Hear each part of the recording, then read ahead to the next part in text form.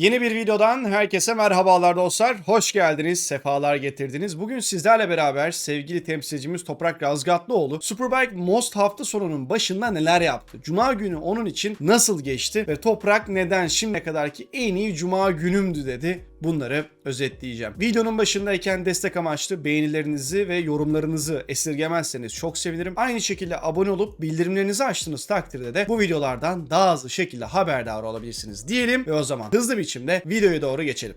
Temsilcimiz Toprak Razgatlıoğlu 2 antrenman seansında da zirvede yer aldı dostlar. Şampiyonadaki ana rakibi Bulega ilk antrenmanda ciddi bir high side yaşadı. Neyse ki bir sağlık problemi yok ama Bulega'nın. Ayrıca Nicolo ilk antrenmanları 5. ikinci antrenmanları ise 4. tamamladı. Yani 2 antrenmanda Toprak 1-1 diye tamamlarken Bulega da 5 ve 4 olarak tamamladı. İlk antrenman seansında kırmızı bayraklar dolayısıyla kesintisiz yarış simülasyonu atmakta biraz zordu. Fakat Toprak 3. denemesinde 5, 4. denemesinde de 4 turluk bir yarış simülasyonu gerçekleştirdi. Bu derecelerde gayet tutarlıydı. Fakat asıl deneme ikinci antrenmanlarda oldu dostlar. Temsilcimiz kaydettiği 17 turluk simülasyonda harika turlar attı. Ortalama olarak da düşük 1.31 dereceleri yakalamayı başardı. Yine antrenmanlarda attığı hızlı tur derecelerinden de sizlere bahsetmek istiyorum. Toprak ilk antrenmanda 1.31.6 ile en yakın takipçisinden neredeyse 0.6 saniye daha hızlıyken ikinci antrenmanda ise en yakın takipçisi Sam Lowes'tan 0.2 saniye daha hızlı bir turla yani 1.31.318'de birinci sırayı almayı başardı. Tabii Toprağın memnun olduğu en büyük olaylardan bir tanesi buraya geçtiğimiz haftalara göre daha sert set lastiklerle beraber gelinmesi dostlar. Pirelli eldeki lastik hamurlarından daha sert lastiklerle buraya geldi. Öte yandan havada daha soğuktu. Düşük hava sıcaklıkları söz konusu olduğu zaman BMW'nin ve Toprağın işine daha çok yarayacak bir durum ortaya çıkıyor. Çünkü hava durumu yükseldikçe zaten BMW hem çekiş tarafında çok iyi olmadı hem de lastikleri biraz fazla öğüttüğü için hava sıcaklığı da arttığı noktada zaten daha fazla aşınma söz konusu oluyor ve lastikler daha hızlı bitiyor. Yarın da tabii ki 3. antrenman, Superpole sıralamaları ve 1. yarış yayınlanacak. Red Bull TV'den canlı olarak izleyebilirsiniz. Ben de orada yorumculuk koltuğunda olacağım. Bahattin ve Can için Cuma günü nasıl geçti kısmına gelmeden önce isterseniz hızlı bir biçimde sevgili Toprak Razgatlıoğlu'nun Cuma gününe dair düşünceleri nelermiş bunları sizlere aktarayım.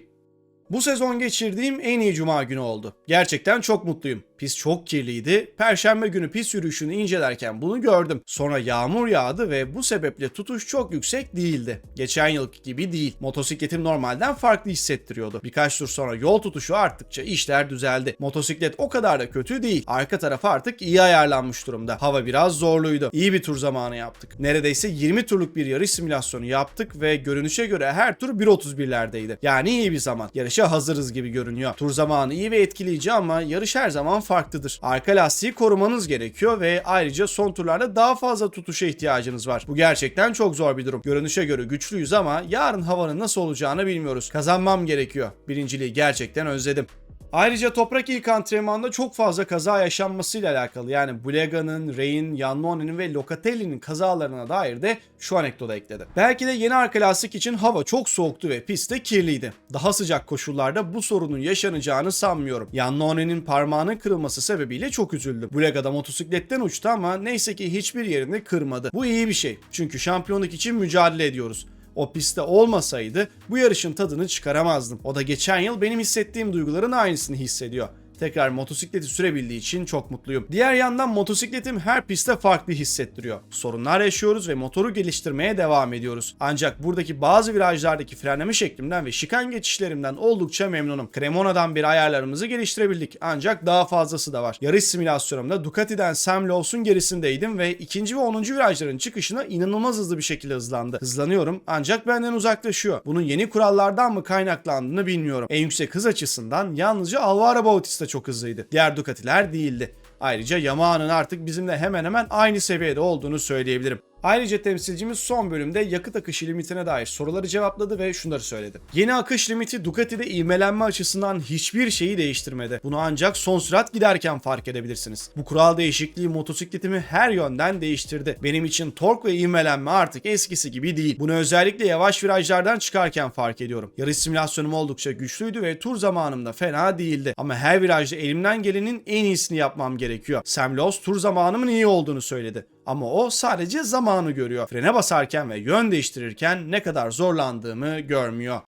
Toprak bölümünü toparlamak gerekirse dostlar temsilcimizin de aktardığı gibi 2005 sezonundaki en iyi Cuma günüydü Toprak Tabii bu noktada birkaç farklı parametre de var. En başta söylediğim gibi özellikle daha sert lastiklerin olması, hava sıcaklığının biraz daha düşük olması ve toprağın en sevdiği pistlerden birinde olmamız aslında. Master of the Most lakabı var sonuçta toprağın. Yani Most'un üstadı şu anda karşımızda. Most pistini de çok sevdiği için iyi olduğu yerlerden bir tanesi güzel bir cuma günü geçirdi. Umuyorum ki cumartesi ve pazar günleri de bu ivmesini devam ettirebilir. Herhangi bir kaza bela yaşanmadan. Yine çünkü hafta sonu devamında bu arada bir yağmur beklentisi de var. Yağmurlu bir hava görebiliriz yarın veya öbür gün. Çünkü bugün ilk antrenmana da gelirken pistin gayet yeşil olduğunu görmüştük. Yani bir yağmur da yağmıştı öncesinde. Bu yüzden yol tutuşu biraz düşüktü. Son bölümde Bahattin ve Can'dan da bahsetmek istiyorum sevgili dostlar. Çünkü sevgili Bahattin Sofuoğlu özellikle ilk antrenman seansında gerçekten oldukça güçlü bir performans ortaya koydu ve kaydettiği 32.7'lik derecesiyle seansı 9. sırada tamamladı. Bunun ne kadar büyük bir iş olduğunu sanıyorum ki tekrar anlatmaya gerek yok. Çünkü şu an aslında bir sene geriden takip edilen bir motosikletle beraber, bir Yamaha ile beraber pistte görüyoruz Bahattin Sofuoğlu'nu ve takımı nispeten daha küçük bir takım. Zayıf bir takımda yer alıyor aslında şu an Bahattin ama zayıf takımda çok güçlü bir performans ortaya koydu gerçekten. Puanlar da toplamayı başarmıştı şimdiye kadar. Bu hafta sonu o yüzden bence Bahattin'den puan da bekleyebiliriz. Geçtiğimiz hafta Cremona oldukça zorluydu ama Most hafta sonundan ben Bahattin'in de puan çıkarabileceğini yeniden ve hatta belki de birkaç puan çıkarabileceğini düşünüyorum. Ayrıca Bahattin son olarak ikinci antrenman seansını da 14. sırada noktalamış oldu ve iki antrenman seansında da aslında takım arkadaşı Tito Rabat'tan oldukça önde yer aldı. Bahattin de tempo bulmaya devam ediyor. Most pisti pilotaj açısından baktığımızda sürüş açısından gerçekten fark yaratılabilecek pistlerden bir tanesi ve hem Toprak hem de Bahattin bu hafta sonuna çok güzel başladılar. Aman nazar değmesin diyelim. Son olarak bizleri Süper Sport'ta temsil eden temsilcimiz sevgili Can Öncü de dostlar sıralama seansını yani Süper Sport Süper Pole seansını ikinci sırada noktalamayı başardı. Luca Mahias burada pole pozisyonunu elde eden isim oldu. 38.1 ile sevgili Can da 38.7'lik derecesiyle ikinci sırayı almayı başardı. Bir kez daha ilk çizgide Can Öncü'yü göreceğiz.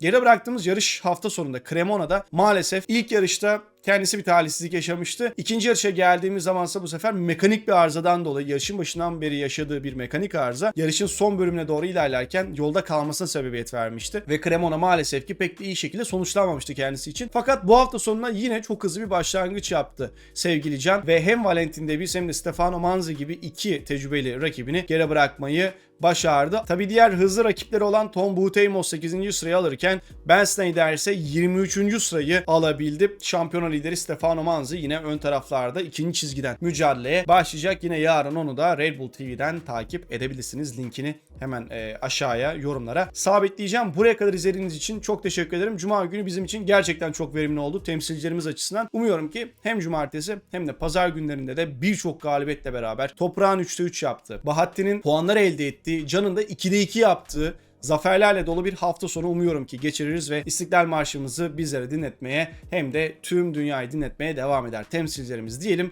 ve videoyu kapatalım. Buraya kadar izlediğiniz için teşekkürler. Kendinize dikkat edin. Sonraki videolarda görüşmek üzere. Hoşça kalın.